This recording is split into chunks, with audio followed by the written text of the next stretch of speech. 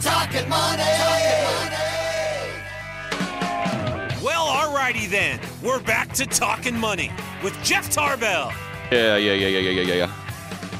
We're back. If you're just tuning in, You missed all the good stuff. That makes you a loser because we gave away 2 pair of passes that people are going to come down and pick them up from the studio today. Who's our winners there? Yeah, George and Darren. Okay, George and Darren, you guys have till 11 to get down here and pick up your ski passes up to Sierra Tahoe, so congratulations to you. Our quiz question was there was a couple, 3 cities out of the Wall Street Journal, local cities that were declaring or on the verge of declaring or discussing declaring bankruptcy. One of them, the big one, was Stockton, which everybody knows about. And they're actually projecting about a $20 to $38 million deficit for 2012, 2013. And there was another small town, Hercules. Yep. They're about $1 million. Hercules. They only have 26,000 people in that city. So and they're down how much? $1 million in terms of projected loss. Everybody just coughs up $4,000. They'll be out of that. Okay, there you go. All right. So the answer to the quiz question, we did have an answer. We got a winner. There it is. Was Lincoln. Oh, yeah. The city of Lincoln at 42,000 population, they're projecting a deficit of about $2 million. But here's the problem.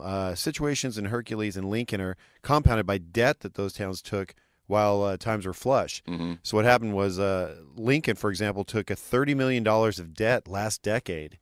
As they were expanding, it was one of the largest, quickest expanding areas. And Lincoln may be forced to outsource most of its services, including police and fire, to surrounding districts. So maybe some big changes going in. They have a consultant right now working on it to avoid. That could be a hell of a response time if the city of Sacramento is. Yeah. Okay. Okay. Citrus Heights is on its way. We're being robbed. Okay. Well, could you ask him to come back in 2 hours when we get out there? Right. The 65 is really bad with traffic right now. We're not going to be able to. Yeah, there's a party in Chico. We'll be there in a minute. So anyway, we shouldn't be laughing, but we don't live in Lincoln, so I guess we can laugh. No, Vallejo. A lot of people texted Vallejo. Vallejo already declared bankruptcy and came out the other side, so Vallejo is doing pretty well. Hey, Jeff's recipe for a successful marriage equals lots of square footage in your home and TiVo. Well, you better have 2 TiVos because I always seem to be fighting over the one TiVo that I have. So okay. From the 916, is Greece going to default on March 20th, 2012? I don't know. Moody's just downgraded Greece. Okay. In terms of their bonds. I think Greece is defaulted or on the verge of defaulting just about every other day, it seems like, and they keep getting a bailout. So if that's the case, you can watch the market do something weird on the afternoon of 3/20/12 because our bonds will go up, rates will go down, the stock market will take some weird squiggle to the left or the right, and that'll keep going on probably for a while. And then if it's not Greece, it'll be somebody else as we continue to roll through these little countries that have the big debt until we get to the monster, which is us, unless we resolve that issue. But this week, at least, this cool little chart, I didn't March 9th. So that's my daughter's birthday. It's next week. So March 9th, 2009, what happened on March 9th, 2009? I'll show you the chart. That's March 9th is in the center there. So October 9th, 2007 was the peak close of the Dow Jones at 14,164. March 9th, 2009, it was the low of 64.98, somewhere in there. Let me see here. 65.47 was the low. Right. And then Tuesday, when this article came out, the Dow was back up to 13,000. So that's twice as much as the low. I mean, it just seems like from 2009, so 3 years, not quite 3 years. And you would think, I mean, if I just asked you on the street, in the last 3 years, are things twice as good? I mean, I know this is a minor snapshot of a bunch of things, but it's the one everybody relates to. Are things twice as good on Tuesday as they were on March 9th, 2009? And my gut reaction would be no. It's so my $50,000 IRA went to 100, but I lost $300,000 in my house during that time. You're still out 200, right? Right. And I think that I think that's a good point. I know you're making a joke there, but I think that people perceive their wealth. Certainly the stock market can do some of it, but not everybody's in the market, and it doesn't have quite the influence. But when you come home and you look around and you say, boy, my house is worth $400,000 now, and I owe $2,000. You feel pretty good about yourself. if your IRA is worth 1.25 and before it was worth 75, it doesn't. I don't think it has quite the same feeling. So the wealth effect on your house seems to be a little greater. And so by contrary, if your house is lagging around, if you're lucky at what you owe, or you're not upside down too much, and everybody else around you is complaining about it, you just kind of don't get that feel, that the same wealth effect. So, well, it's that whole concept of I have equity in my home, therefore I have a retirement account. I have something there that I can tap. It doesn't take into consideration where you're going to live once you sell that house and tap that money. But people did look at their equity as being cash. I mean, that was their retirement look at it. account. Hell, they spent it. They lived on it. Right. They didn't look at it as cash. They look at it as an ATM machine. Right. And now for many where that's gone, it is that IRA. It is that 100,000 or 50 or 20, whatever they have. That is their lifeline. If you didn't sell on March 9th, sell all your stocks and get out of it, because it's not a straight line from there to there. It's right. It's a lot of squiggly lines. So we've got a couple phone lines open if you want to jump in today. 339-1140, 1-800-920-1140. You can text us at 441140. Speaking of squiggly lines, I see that GM has halted production of the Chevy Volt for at least another month. So I'm not sure if that means they've got too many made already, or they're trying to decide if they want to keep doing it. But the article was pretty interesting because it talks about the Volt, which is almost a $42,000 rolling battery.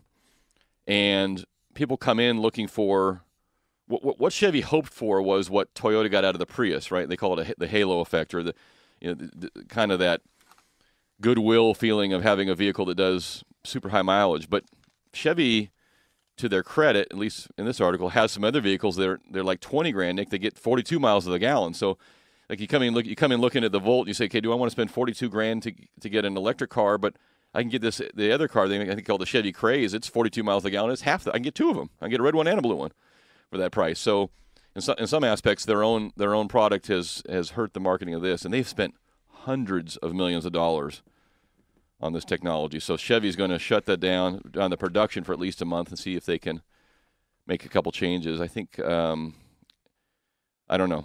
I know there was an article out saying that they were hoping to sell, I think it was 60,000 volts. That was the number, the goal in terms of them hitting. GE mandated volts for all of their employees or all their I'm not sure if it's service or employees. So they're talking about putting an order in for 12,000 of those volts. So one company, by just converting to volts, took 25% of their numbers. So interesting. We'll see if they hit their numbers. Yep. Here's some a little bit of real estate news. This is we've talked about this a little bit before, and it's come up, and there's about 3 or 4 articles that all relate to this. Did you see how much student debt is outstanding? And I started real estate, and I just swerved to the left there, but yeah, we actually covered that last week. $1 trillion. Right. Okay, so $1 trillion is approximately $3,333 for every man, woman, and child in this country. $1 trillion in student debt outstanding, right? Which has exceeded credit card debt? Credit card debt, first time. So, per capita, we owe more on student debt than we do on credit cards. Let's see here. Recent university graduates carrying an average load of over $25,000 in student debt. So that's the number 2 concern, or number 2 concern. The next wave they're concerned about coming through is defaults on student debt. And unlike housing, there is nothing to secure it other than someone's income potential. And now I can tell you that it does, for those of you that are contemplating walking away from student debt, it does make it very difficult, if not impossible, to get other government financing later on. So, for example, FHA, VA, some of the other government programs for housing financing, if you default on a student loan or student debt, that goes into a national database, and it does prevent you from getting other financing down the road. So it's not like you can just walk and there's no consequences. But $1 trillion in student debt is one load of money, and so we'll see if that doesn't change relatively soon. But I diverge there as well. So here's my question of the day for you: 339-1140, or you can text us at 441140. We'll do our little text quiz if you want. The Oregon Congressman, Representative Earl Blumenauer, my apologies if I butchered that, from Oregon, proposed the Bankruptcy Equity Act to amend bankruptcy laws to allow judges to modify mortgages on principal residences to prevent foreclosure and cure distressed situations. So basically, now I believe this. a bankruptcy judge on a investment property or on a second home can already modify those loans on those quote-unquote investment properties, but they cannot do it on a primary residence. So would you be in favor of allowing a bankruptcy judge, him or her, the ability to modify or change the terms or change the balance of an individual's mortgage who comes into the bankruptcy court system? Is that a good idea or not? 339-1140, 1-800-920-1140, or you can text us at 44-1140. Should we allow an individual to change an agreement you have with the bank, and it could change the principal balance, it could change the terms, it could change the rate, it could change under this deal. This discusses principal write-downs, but really it's a modification. Would we allow a judge to modify a loan between you and a private bank? During a bankruptcy. During a bankruptcy proceeding. Should we allow that? Now think about this for a minute when it comes to credit cards. When it comes to credit cards, a bankruptcy judge can wipe out the debt entirely, right? They can modify it. You can do a 13 and pay them off a little bit over time. You can do that now with credit card companies, and you can do it with some investment properties. But should we allow the banks to do it with your primary residence?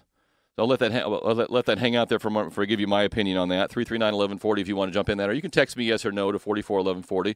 If you got a reason why or why not, that would be helpful too. And if we think you're a genius or something on the verge of, we'll give you some IMAX passes or some ski passes. We'll give you something fun there. Let's get to Donna's been patiently holding there. Hey, Donna, welcome to Talkin Money. How you doing? Fine, thanks.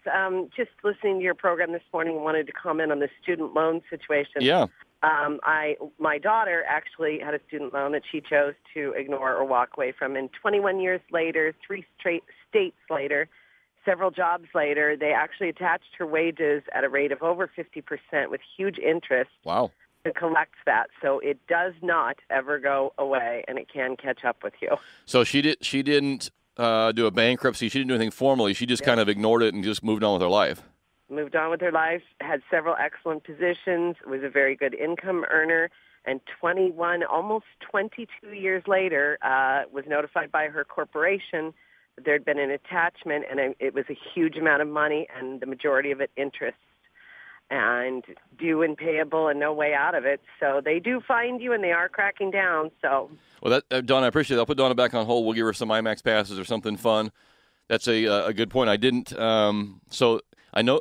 See what happens. I just had a mind blank there on what the a CAVR, CAIVR. I think CAVR. Some people call them CAVR number. There's a system in the federal government that they maintain a database. It is CAVR, CAIVR.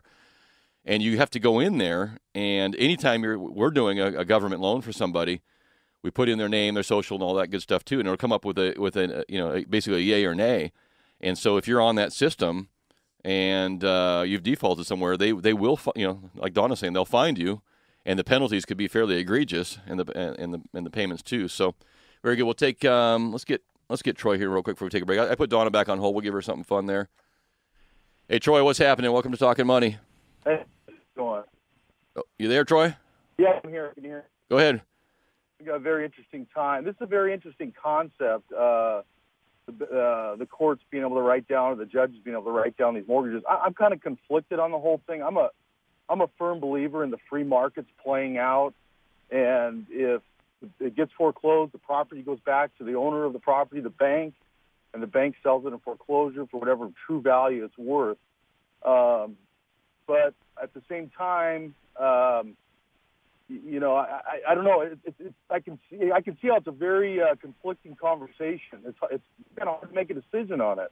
Well, what do you think, Troy? Is it just a gut reaction? What do you think would happen if this becomes the norm or the ability to do this? What do you think happens to interest rates for people?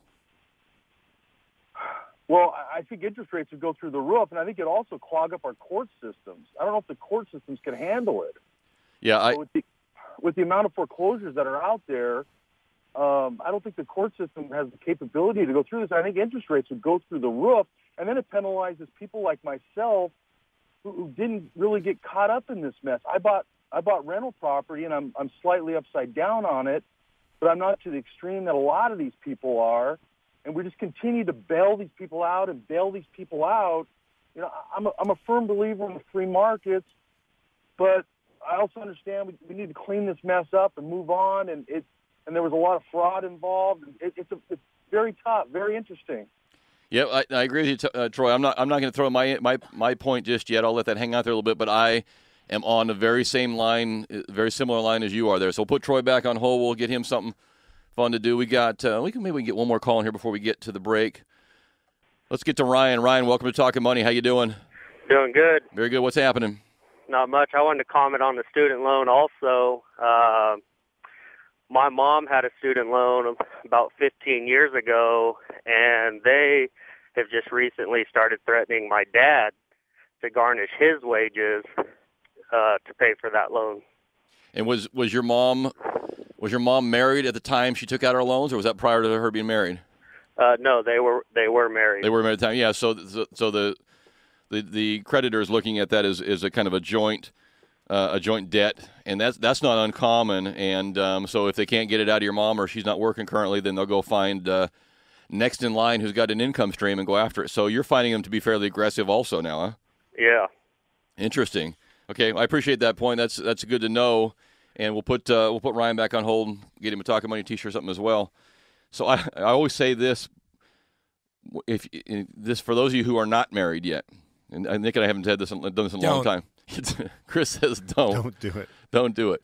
I've been married 20 years, and it's been great for me. My wife might disagree. The last year's been pretty good, but then the first 19, she might throw a question mark. But before you get married, before you say I do, ask for a copy of your potential spouse's credit report. As romantic as that sounds, you might the timing of that might be you might want to look at how you time that out a little bit. But know what you're getting into. And I haven't brought this up in a while, but it's funny, haha, but it isn't, when newly married couples come in to me, and they don't even necessarily have to be young couples. They could be, late 40s, 50s. It could be their second or their third marriage, coming in and not knowing what they're marrying. And you're marrying someone's credit report, by the way, and that's just like the whole prenup and everything else, all those discussions. Of course, if you're married and you're 20, there is nothing to prenup. And you may not have any credit, but you should at least have the discussion, because you are marrying their credit report. And it may severely affect what you guys can do as a couple together and what you might be obligated to do. And I have seen cases recently where, and particularly in some other states other than California, where the new spouse is being attacked or going after by the courts or different things for the spouse's old marriage and old child support and other things too. I mean, they're going to latch on to whatever they can find. So be aware of what you're getting in bed with, literally and figuratively, because sometimes penicillin doesn't fix it all. You might need a credit specialist on top of that. So with that note, we're going to take another break. You got a quick question? I do. Let's a quick one for you. This front runner for a president of a country has pledged 75% tax bracket. A 75% tax bracket. And according to this guy here, let's see, it is a he. Okay. It's a message of social cohesion. It's a matter of patriotism, he says. So if you're making over $1 million in that country, right? Right. 75% tax bracket. In which country? So the guy who's running for president in this country is proposing a 75% tax bracket. Which country is that? 339-1140, 1-800-920-1140. You can text us at 44-1140. His name's Nick Perjanik. We'll be right back.